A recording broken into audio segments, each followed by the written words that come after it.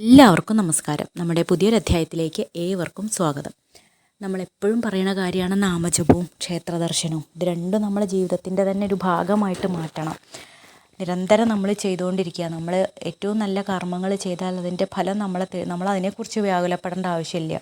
നല്ലത് ചെയ്യുക, അതിൻ്റെ ഫലം എപ്പോഴെങ്കിലും നമുക്ക് നല്ല ഫലങ്ങൾ നമ്മുടെ കുടുംബത്തിനുണ്ടാവും. അത് ഉറപ്പുള്ള കാര്യം. അപ്പോൾ ഈ അമ്പലത്തിൽ പോകുന്ന നിരന്തരമായിട്ട് പ്രാർത്ഥിക്കുന്ന നാമം ജപിക്കുന്ന പല ആൾക്കാർക്കും അവർക്ക് നല്ല നല്ല അനുഭവങ്ങൾ അവരുടെ ജീവിതത്തിൽ ഉണ്ടായിട്ടുണ്ട്. പലരും പറയാറുണ്ട് അല്ലേ, സ്ഥിരമായിട്ട് ഞാൻ ഹനുമാൻ സ്വാമിയെ സ്ഥിരമായിട്ട് ഭജിക്കാറുണ്ട്, അല്ലെങ്കിൽ അയ്യപ്പ സ്വാമിയെ സ്ഥിരം ഭജിക്കാറുണ്ട്, അല്ലെങ്കിൽ കൃഷ്ണനെ ഇങ്ങനെ ഓരോരുത്തർക്കും ഇഷ്ടദൈവങ്ങൾ ഓരോരുത്തരാണ്.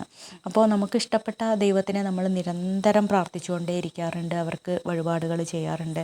നമ്മുടെ തൊട്ടടുത്തുള്ള അമ്പലത്തിൽ പോയിട്ട് നമ്മൾ സ്ഥിരമായിട്ട് പോയി പ്രാർത്ഥിക്കുക, നമ്മളെ കൊണ്ട് കഴിയാവുന്ന വഴിപാടുകൾ ചെയ്യുകയൊക്കെ ചെയ്യാറുണ്ട്. അതിൻ്റെയൊക്കെ നല്ല ഫലങ്ങൾ അനുഭവിക്കുന്ന നിരവധി ആളുകളുണ്ട്. പക്ഷേ ചിലരെങ്കിലും പറയാറുണ്ട്, നമ്മൾ എന്തൊക്കെ ചെയ്തിട്ടും നമ്മളെ കഷ്ടകാലം മാറണില്ല, ഞാൻ പ്രാർത്ഥിച്ചിട്ടൊന്നും ഒരു കാര്യമില്ല, ഒന്നും നേരെയാവണില്ല, ഇങ്ങനെയൊക്കെ പറയുന്ന ആൾക്കാരുണ്ട്. നമ്മൾ ഓരോരുത്തരും ഓരോ തരത്തിലുള്ള ആൾക്കാരാണ്. നമുക്ക് ഓരോരുത്തരും ഓരോ വിധിയാണ് അല്ലേ. നമ്മൾ ഏറ്റവും നല്ലത് വരാൻ വേണ്ടിയിട്ടാണ് നമ്മൾ നല്ല കാര്യങ്ങൾ ചെയ്യുന്നത്. അപ്പോൾ നമ്മൾ പ്രാർത്ഥിക്കുന്ന സമയത്ത് നമ്മൾ പലപ്പോഴും ഭഗവാനോട് നമ്മൾ ആവലാതി പറയുന്ന പോലെ നമ്മൾ പലപ്പോഴും പറയാറുണ്ടല്ലേ, നമ്മുടെ സങ്കടങ്ങൾ വേറെ ആരോടും പറയാൻ ഇഷ്ടമില്ലാത്ത കാര്യങ്ങൾ കൂടി നമ്മൾ ഭഗവാന്റെ മുമ്പിലാണ് എല്ലാം പറയുക അല്ലേ.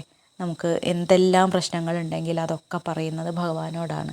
അപ്പോൾ പറയുമ്പോൾ നമ്മൾ ഇങ്ങനെയായിരിക്കും ചിലപ്പോൾ പറയുക, എൻ്റെ കഷ്ടപ്പാട് എന്താ മാറാത്തത്, എൻ്റെ അസുഖം എന്താ മാറാത്തത്, എൻ്റെ വയ്യായ എന്താ മാറാത്തത്, എൻ്റെ ഈ ദാരിദ്ര്യവും കഷ്ടപ്പാടും ഒക്കെ മാറുന്ന കാലം ഉണ്ടാവുമോ, ഇങ്ങനെയൊക്കെ പലരും ചോദിക്കാറുണ്ട്. എന്തെങ്കിലും നന്നാവുമോ ഞാൻ, അല്ലെങ്കിൽ എൻ്റെ കുടുംബം എന്തെങ്കിലും നന്നാവുമോ, ഇങ്ങനെയൊക്കെ നമ്മൾ അറിയാണ്ട് അങ്ങനെ പറഞ്ഞു പോവുകയാണ്.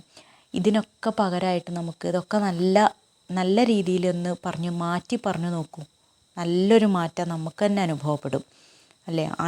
നമ്മൾ ഈ പണ്ട് മുത്തശ്ശിമാരൊക്കെ സംസാരിക്കാൻ തുടങ്ങുന്ന കുട്ടികളെ 2 നേരവും വിളക്ക് കൊളുത്തിയിട്ട് പ്രാർത്ഥിക്കുമ്പോൾ അവരോട് പറയുന്നത് എന്താ, ഭഗവാനോട് പ്രാർത്ഥിക്കൂ, ആയുസ്സും ആരോഗ്യം തരണേ എന്നാണ്. വേറെ ഒന്നുമല്ല, ഇത് മാത്രമേ അവർ പറയിപ്പിക്കാറുള്ളൂ അല്ലേ, ആയുസ്സും ആരോഗ്യം തരണേ എന്ന്. അല്ലാണ്ട് വയ്യായ ഉണ്ടാവരുതേന്നൊന്നും അങ്ങനെയല്ലോ പ്രാർത്ഥിക്കാറ്. അപ്പോൾ നമ്മളും അതുപോലെ തന്നെ ചെയ്യുക. ഏറ്റവും നല്ല പോസിറ്റീവായിട്ടുള്ള വാക്കുകൾ ഉപയോഗിച്ച് പ്രാർത്ഥിക്കുക.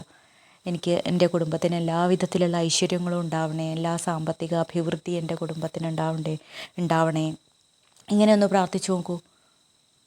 നമ്മളീ പറയുന്നതെല്ലാം അതിൻ്റെ ഓപ്പോസിറ്റായിട്ട് പറഞ്ഞു നോക്കൂ. നമുക്ക് തന്നെ ഒരു മാറ്റം ഉണ്ടാവും.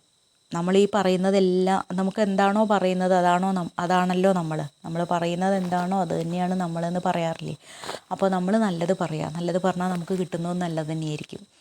നമ്മളൊരാളോട് നല്ലത് ചെയ്താൽ നമ്മൾ പറഞ്ഞു കൊടുക്കാറില്ലേ, നല്ലത് ചെയ്താൽ നമുക്ക് തിരിച്ചും നല്ലത് കിട്ടും. അതുപോലെ തന്നെ ഭഗവാനോട് പറയുമ്പോൾ നല്ലതായിട്ട് പറയുക, നല്ല കാര്യങ്ങൾ പറയുക.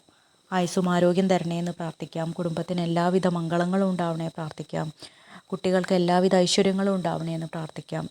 നമ്മൾക്ക് തന്ന ഓരോ നല്ല കാര്യത്തിനും നമുക്ക് ഭഗവാനോട് നന്ദി പറയാം. നന്ദിയോടുകൂടി ഭഗവാനെ സ്മരിക്കാം. ഇങ്ങനെയൊക്കെ ഒന്ന് ചെയ്തു നോക്കൂ. നമ്മുടെ കുടുംബത്തിൽ എല്ലാ വിധത്തിലുള്ള മാറ്റങ്ങളും ഉണ്ടാവും. വല്ലാത്തൊരു പോസിറ്റീവായിട്ടുള്ളൊരു ഫീലിംഗ് നമുക്ക് തന്നെ ഉണ്ടാവും.